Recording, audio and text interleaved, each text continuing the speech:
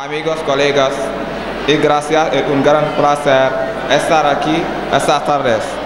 Me gustaría comenzar ese agradecimiento con un agradecimiento general a nuestro director Modu Diakhaté, que nos acompañó a lo largo de este año 2011 y 2012.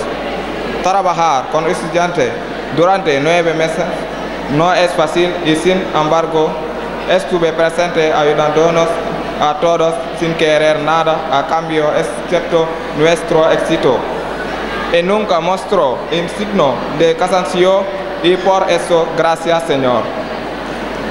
Saber como nosotros que un estudiante no es nada sin su profesor si somos capaces de escribir este discurso. Y es probable que lo lea hoy ante ustedes. Es gracias a ellos, así gracias a todos los maestros de Khaudul Maulud por su presencia con nosotros, por su bien, humor, especialmente por su conocimiento. Gracias, profesor.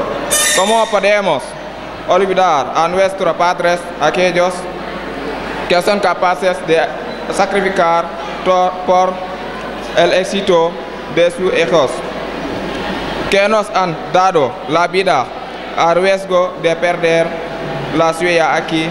Aquellos de solo tienen un deseo de ver a sus hijos felices y tener todos los padres presentes esta tarde, y también a los que no pudieron estar aquí. Gracias. Terminaré este discurso dando las gracias a nuestro invitado de honor, Serigne Khadim Mbacké, que dejó todas sus ocupaciones para responder a nuestra invitación, tomar un poco de su tiempo y dedicarlo a Khaudul Maulud Escuela. Es algo muy especial para nosotros y estamos agradecidos por ello. Gracias. Vivo en Khaudul y sigo en Khaudul. Gracias.